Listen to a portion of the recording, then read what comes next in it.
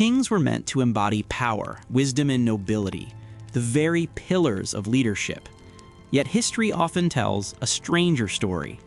For every ruler remembered as fair and wise, there were others whose reigns veered into madness.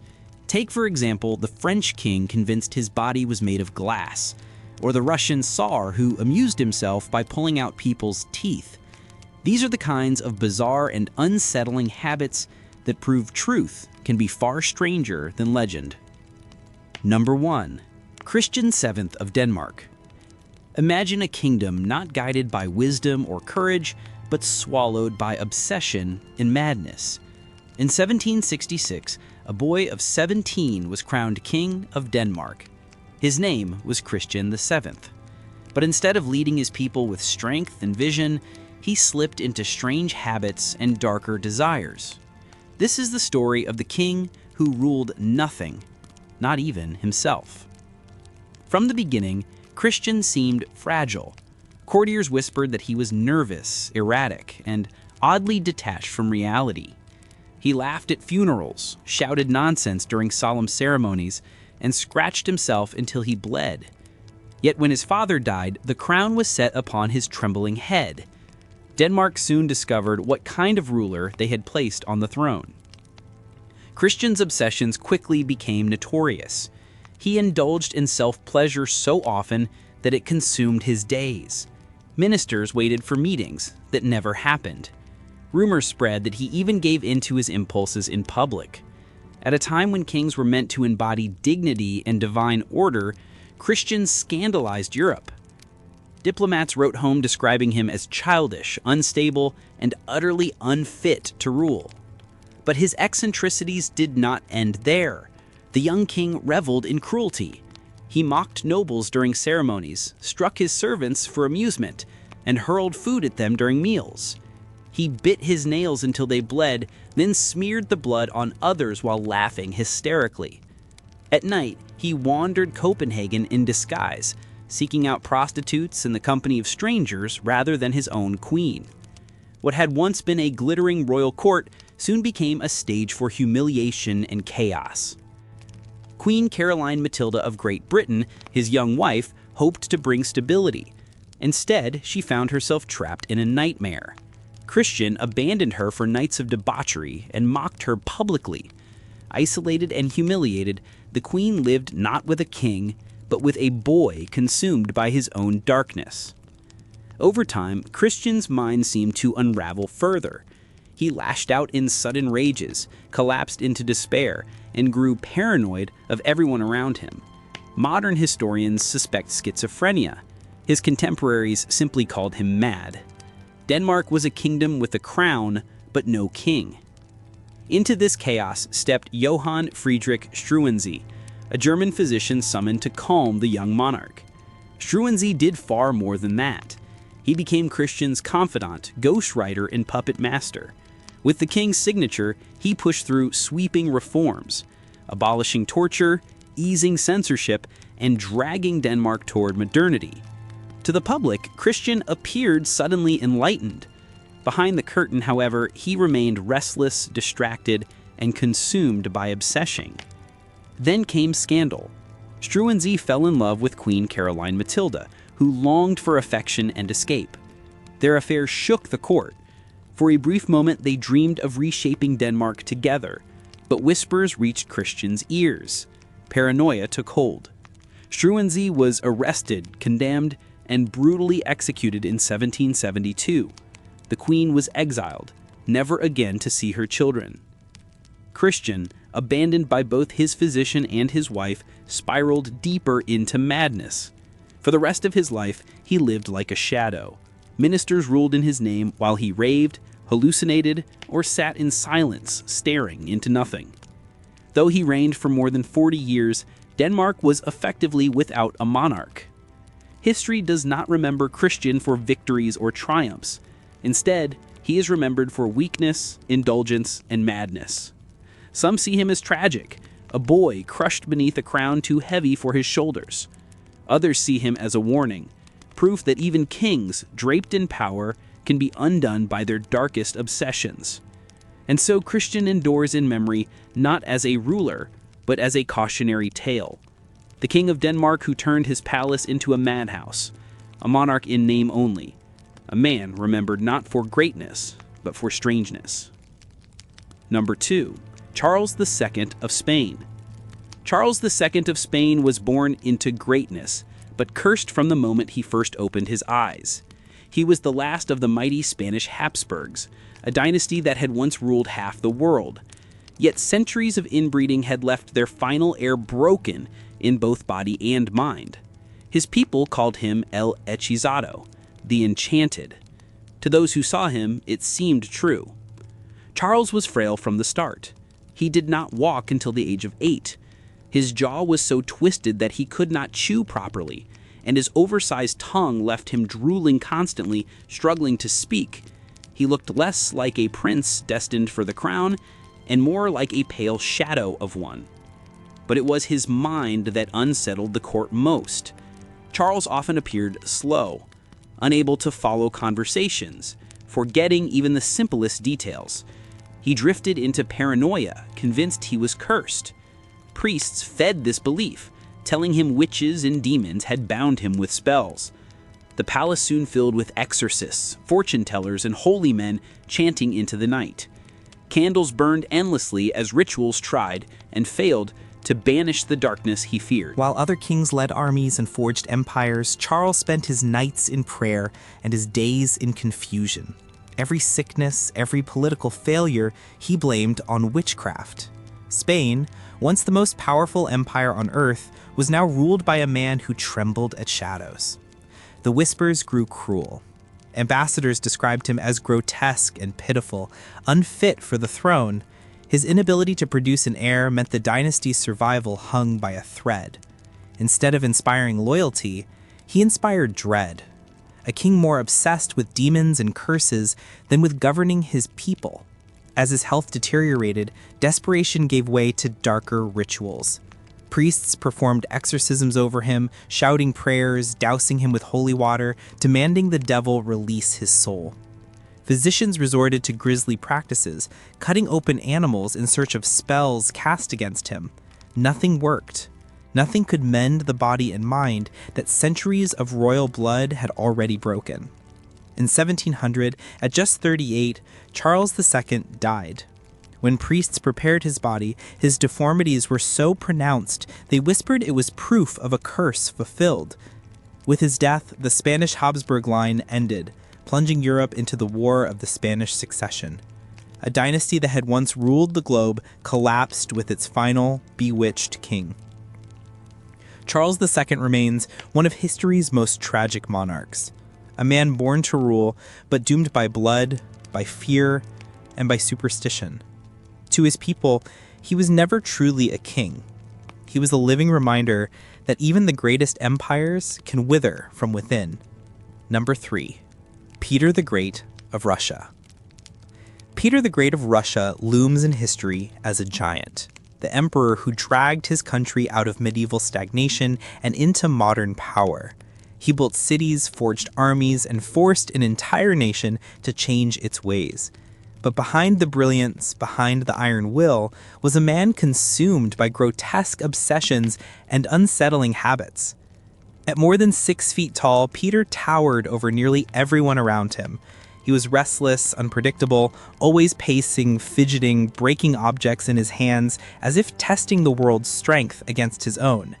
He was fascinated with tools, machines, and ships, but his strangest passion was not for steel or sails. It was for teeth. Peter carried pliers wherever he went. At first, he practiced dentistry on corpses, yanking out teeth to fill his collection. But soon, he turned to the living. Courtiers, servants, even nobles, anyone with the misfortune of complaining about a toothache found themselves at the mercy of the Tsar's hobby. Whether the tooth needed pulling or not hardly mattered. Peter ripped them out anyway, laughing as he dropped his trophies into the jar he kept close at hand. By the end of his life, he had amassed hundreds of teeth, a grotesque treasure hoard for a man who ruled an empire. His cruelty did not end with dentistry. Peter loved to terrify. He staged mock executions, forcing his men to kneel before the axe only to pardon them at the final instant while he laughed at their terror. His drinking feasts were infamous, grotesque carnivals where guests were forced into absurd costumes and drowned in alcohol until some collapsed and died. To Peter, it was all sport. He was equally fascinated by the macabre. He sometimes paraded corpses before his guests, even seating the dead among the living at his drunken gatherings. Most chilling of all, he preserved the severed head of his mistress, Anna Mons, in alcohol after her death, and in his darker moods, he would bring it out to gaze upon. And yet, alongside this grotesque theater, there was brilliance. Peter disguised himself as a commoner to travel across Europe studying shipbuilding, engineering, and military science firsthand. He returned with knowledge that would wrench Russia into modernity. He commanded nobles to shave their beards, wear Western clothes, and abandon ancient customs. Those who resisted were punished, some even executed. Peter would not allow Russia to remain chained to its past, even if he had to drag it forward by force. By the time he died in 1725, Russia had become a formidable empire, feared and respected across Europe. But those who lived under his rule remembered more than his victories. They remembered his cruelty, his obsessions, and the grotesque games he played with lives and death. Peter the Great was a paradox, a visionary and a tyrant, a genius who built cities, and a madman who hoarded teeth. History hails him as the architect of modern Russia. Those who knew him best whispered a darker truth, that behind the crown was a man as terrifying as he was brilliant. Number 4. Ludwig II of Bavaria, the fairy tale king. Ludwig II of Bavaria is remembered as the fairy tale king. His castles look like they were carved out of dreams, his life reads like a legend, but behind those glittering towers was a man consumed by fantasy, haunted by strangeness, and doomed to a mysterious end. Born in 1845, Ludwig was never like other children. While young princes were taught to fight and rule, he wandered through forests, losing himself in myths, poetry, and music. He adored the operas of Wagner, filling his imagination with gods, knights, and magical kingdoms. By the time he inherited the throne at 18, Ludwig was already slipping away from reality into the world he wished existed. Politics held little interest for him. He avoided his ministers, refused meetings, and rarely appeared in public. Bavaria needed a king, but Ludwig preferred moonlit walks, books of legend, and the music of Wagner echoing through his halls. His people whispered, his council despaired, the crown rested on his head, but his heart lived elsewhere. His obsessions soon took shape in stone. Neuschwanstein rose on its mountain peak like something out of a storybook. Linderhof, shimmering with gold and mirrors, glittered in the valleys. Herrenchiemsee, his unfinished tribute to Louis XIV, stood as a shrine to a world long gone. Each palace grew grander, more impossible, and more ruinously expensive. Bavaria was a small kingdom, and Ludwig's dreams threatened to bankrupt it. But he built on, determined to make fantasy real. As the castles grew, so did the whispers of madness. Ludwig dined at midnight with invisible guests, holding banquets where only empty chairs sat beside him. He wandered alone through echoing halls, reciting poetry to painted walls and speaking to imagined kings. He shunned daylight, living by candlelight and moonlight, as though the sun itself belonged to the world he was trying to escape. His devotion to Wagner only deepened the suspicion. Ludwig showered the composer with money, theaters, and worship, seeing in his operas a glimpse of the gods and heroes he longed for.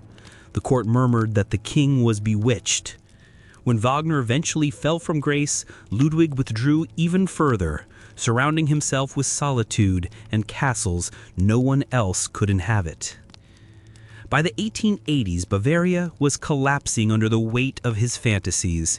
His ministers moved against him, declaring him insane without ever granting a true examination. In June of 1886, they arrested him and confined him to Berg Castle near Lake Starnberg.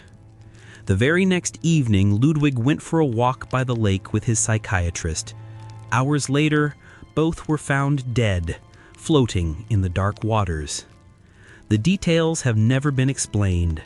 Did Ludwig drown himself in despair? Was he murdered to silence a king who would not bend? Or was there some stranger fate? The mystery has never been solved. Today, millions walk through his castles, marveling at their beauty and impossibility. They call him a dreamer, a visionary, a madman. Perhaps he was all three. Ludwig II turned his fantasies into stone, creating palaces that outlived him. But in the end, those same dreams consumed his crown, his kingdom, and his life. The fairy tale king endures not just in towers and turrets, but in the haunting memory of a man who could not tell the difference between dreams and the world that demanded his rule. Number 5. Henry VIII of England. Few kings are as infamous as Henry VIII of England. He is remembered for his bottomless appetite, his 6 doomed marriages, and his ruthless cruelty.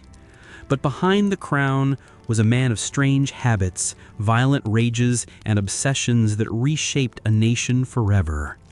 Henry was born in 1491, the second son of King Henry VII. He was never meant to be king until the death of his older brother Arthur made him heir. In 1509, at just 18, Henry ascended the throne. Handsome, athletic, and dazzling in charm, he seemed the very image of a perfect monarch.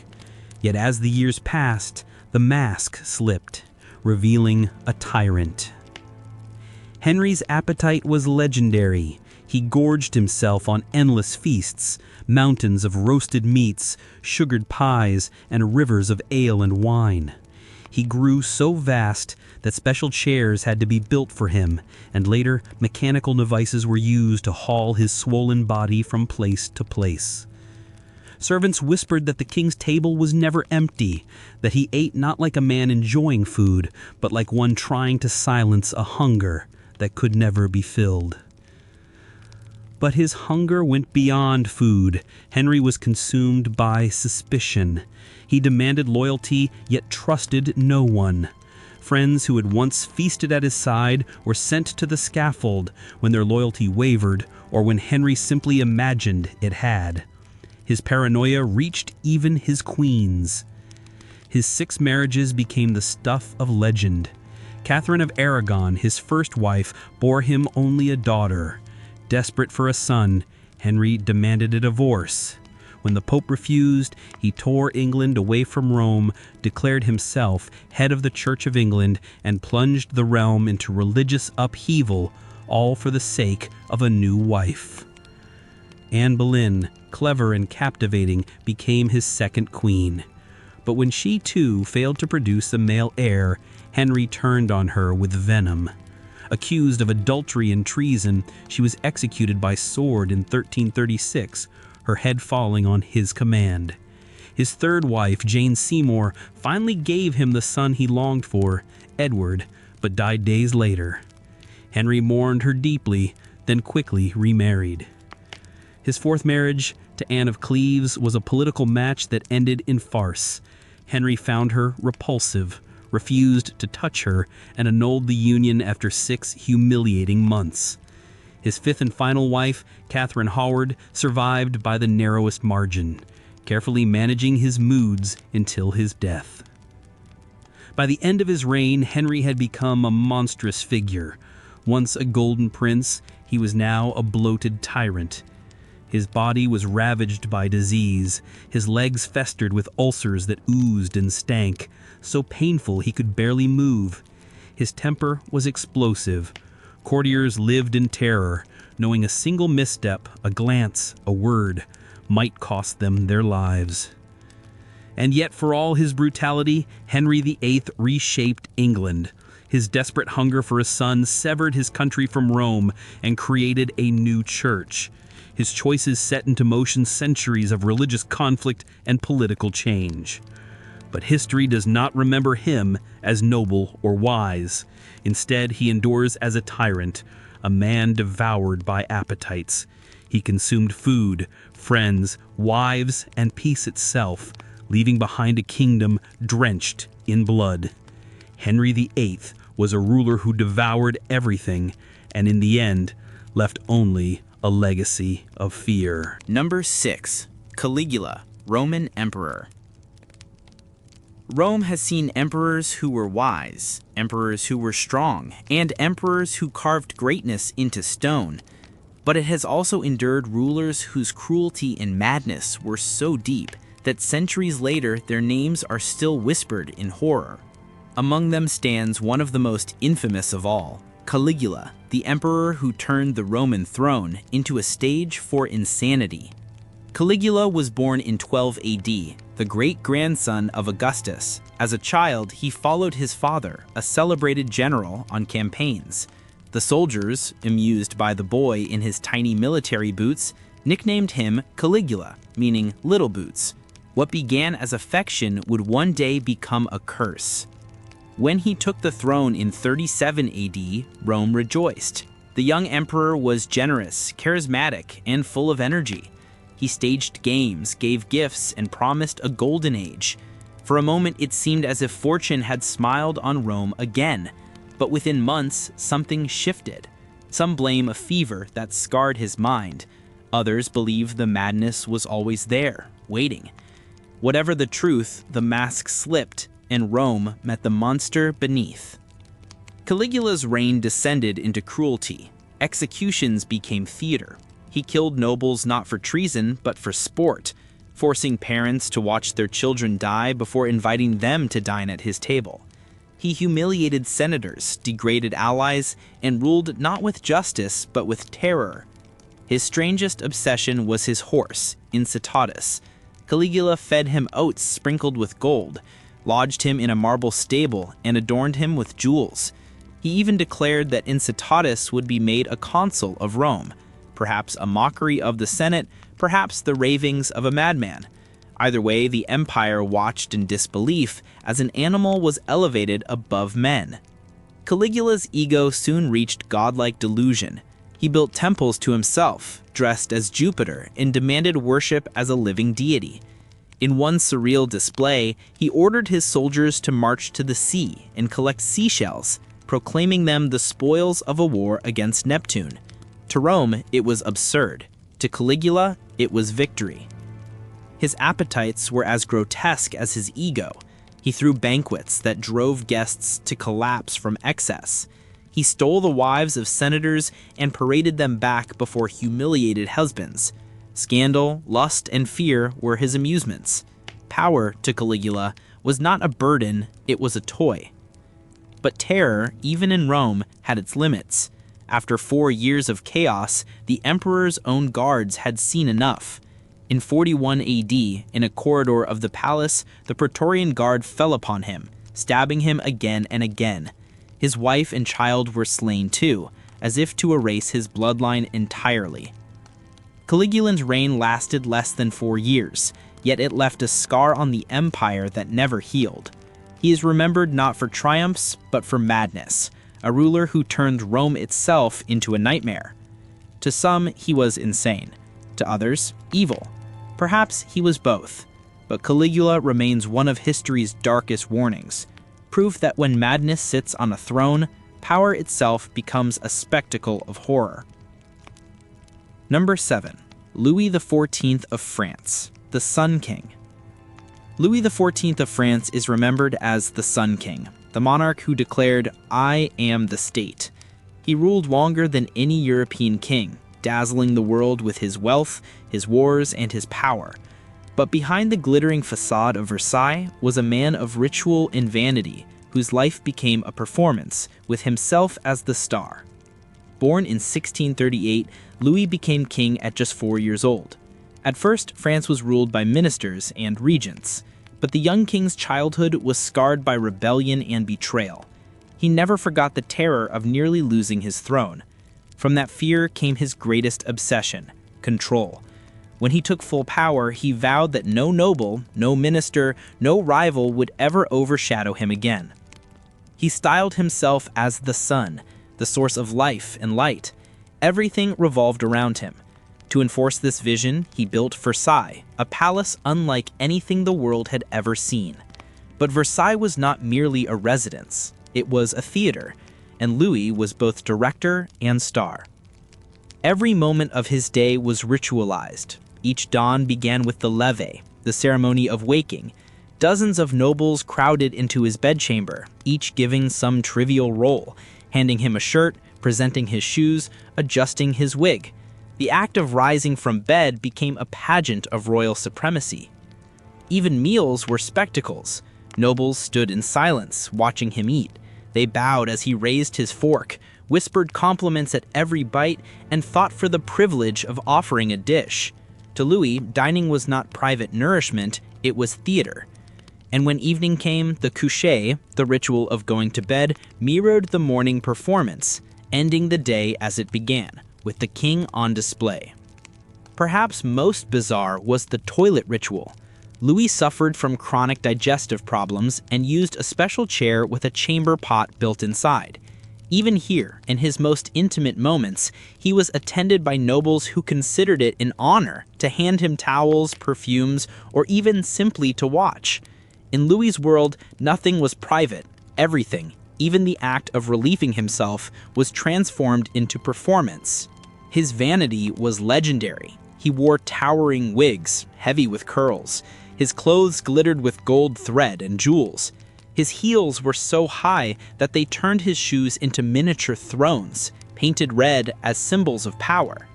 Versailles became a prison of splendor, where the nobility bankrupted themselves trying to keep up, desperate for the king's favor.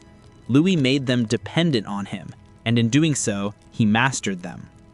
But behind the magnificence was cruelty.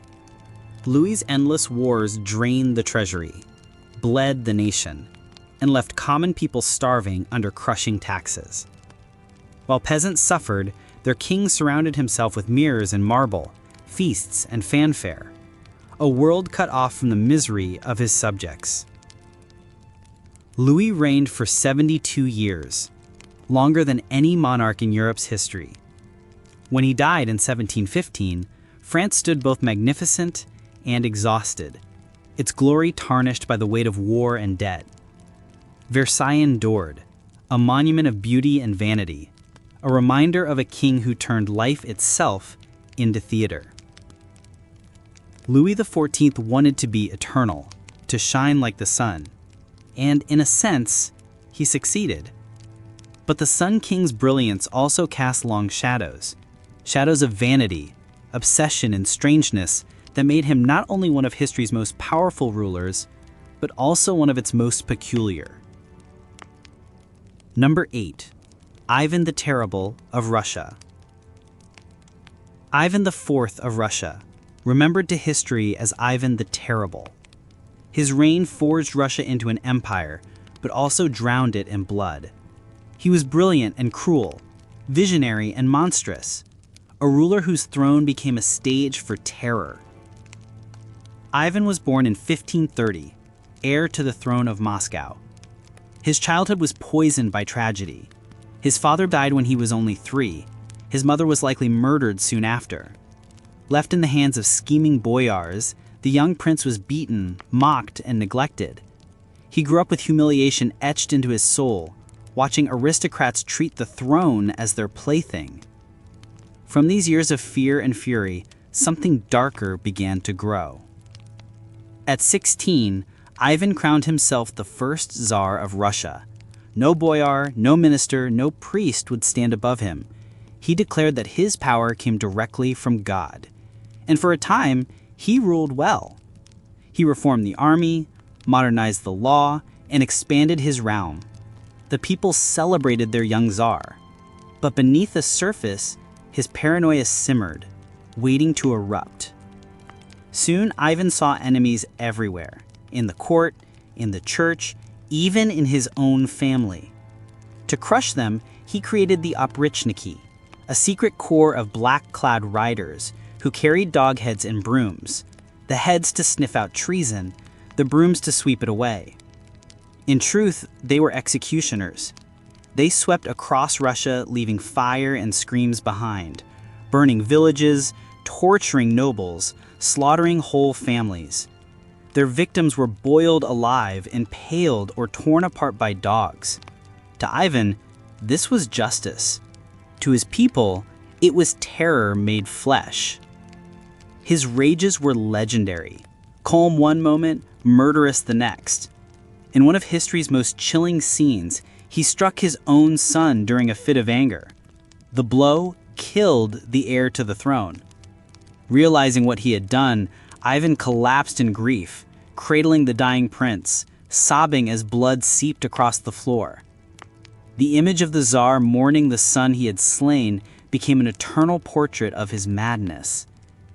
As the years passed, his habits grew stranger, darker. He forced nobles to watch executions at his feasts, sometimes making them join in the killing. He blended religion with brutality, praying for hours in churches only to order massacres in the streets. He gave land as gifts, then seized it back, leaving everyone in constant fear. His reign became a storm of ritual, paranoia, and blood. And yet, Ivan was not without cunning. He expanded Russia's borders east, conquering Kazan and Astrakhan, opening the way to Siberia. He centralized power, leaving behind a state stronger in structure than the one he inherited. But his victories came at a terrible price. His wars drained the treasury. His paranoia destroyed the nobility. His cruelty left scars that stretched across generations. When Ivan died in 1584, Russia was vast but unstable, powerful yet broken.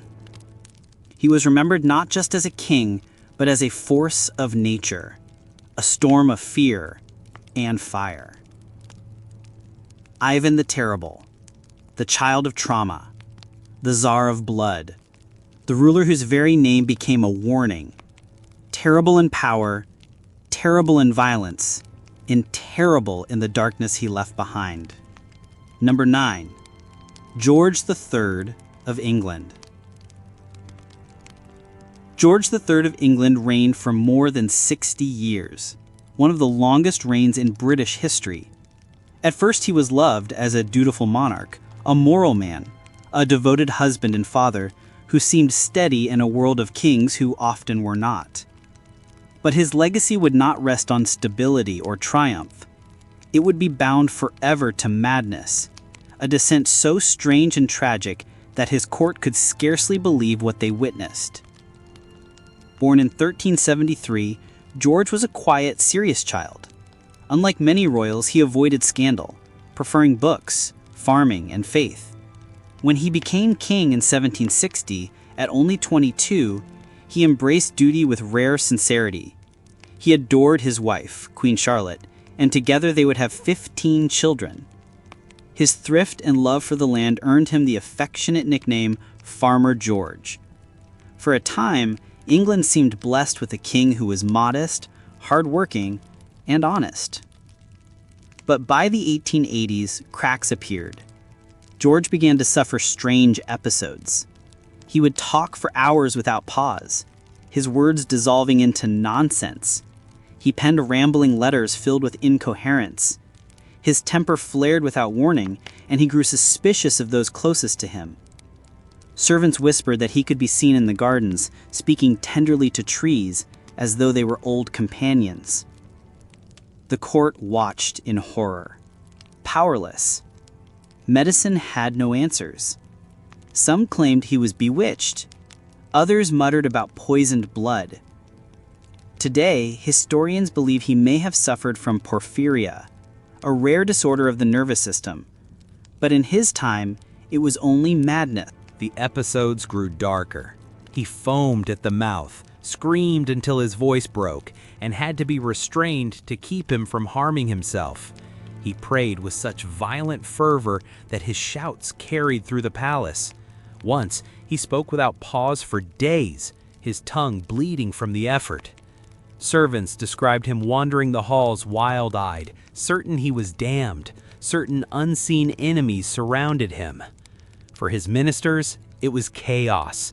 A nation needed a king, but how could England be ruled by a man who could not rule his own mind? Whispers of regency swirled, handing power to his son, the future George IV. Yet George's condition ebbed and flowed. Some months he seemed recovered, almost his old self. Others he was lost entirely. England lived in uncertainty, caught between stability and delirium. The public, too, was divided. Some pitied him as a man crushed by an illness beyond his control. Others mocked him cruelly, telling jokes about the Mad King while the empire faced war abroad and unrest at home. The loss of the American colonies only worsened his reputation. Though not his doing alone, the failure clung to his name. In his final decade, the light went out completely. Blind, deaf, and hopelessly insane, he lived secluded at Windsor Castle, tended by attendants who could only pity him. He no longer recognized his wife or children. He babbled to himself, raged at phantoms, and wandered through memories no one else could see. For 10 long years, England had a king in name only, a man imprisoned within his own mind. When George III died in 2020, he had ruled for 60 years. To some, he was still Farmer George, the simple king who loved his land. To others, he was the tragic figure lost in ramblings and shadows, a monarch brought low by the frailty of the human mind. His reign stands as a reminder that no crown, no power, no empire can shield a king from being human, fragile, mortal, and vulnerable to the madness within. Number 10. Charles VI of France, the Mad King. Charles VI of France began his reign with promise. Crowned as just 11 years old in 1380, he was handsome, intelligent, and beloved by his people. They called him Charles the Beloved, but his name would not last. As the years passed, the young king's mind began to fracture. His reign would not be remembered for wisdom or glory, but for madness. A madness so strange that it gave him a new name, Charles the Mad. At first, he ruled capably, striving to heal a nation battered by war. But in the summer of 1392, everything changed. While leading his army through a forest, Charles suddenly turned on his own men. With wild eyes and sword drawn, he struck down soldiers at random until he was restrained. When the frenzy ended, the king collapsed into silence. France had witnessed the first glimpse of its monarch's unraveling. The episodes returned again and again. Sometimes he forgot who he was, insisting he was not the king at all. At other times, he failed to recognize his wife, Queen Isabeau, or his children, treating them as strangers. He raged through the palace, smashing windows and furniture, convinced assassins lurked in the shadows. Courtiers learned to fear his sudden violence as much as his eerie silences. But the strangest of all was his glass delusion. Charles became convinced his body was made of fragile crystal. Terrified that he might shatter, he refused to let anyone touch him. He ordered iron rods sewn into his clothing to keep himself safe. He moved slowly, cautiously, afraid that even a stumble might break him to pieces. The King of France, once called beloved, now lived as a man of glass, fragile in both body and mind. The court whispered of curses, of divine punishment, of demons gnawing at the king's soul. Meanwhile, nobles and ministers circled like vultures, exploiting his illness in their struggle for power. France was already bleeding from its war with England, and now it was broken from within, led by a ruler lost to madness. Charles' illness swung between terrifying rage and childlike calm. At times he laughed and played games with servants, as though nothing was wrong. Then, without warning, he fell back into violence, attacking attendants, screaming at unseen enemies, or retreating into days of silence. To his people, He was no longer Charles the Beloved, he was Charles the Mad. As the years dragged on, France crumbled. Rival factions tore at one another, while the English pressed their advantage. Even his family betrayed him. His wife schemed for power, his brother fought for influence, while Charles drifted, wandering his palaces in confusion and fear. When he died in 1422, after more than 40 years on the throne, France was fractured, humiliated, and nearly destroyed. His reign had begun in hope, but ended in chaos. His delusion of being made of glass became a symbol of his kingdom itself.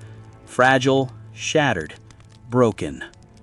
Charles VI is remembered not as the bright young king he once was, but as the monarch who ruled in terror of his own body, a man who lived in fear of shattering, even as his kingdom splintered around him. A king of glass in a world of iron.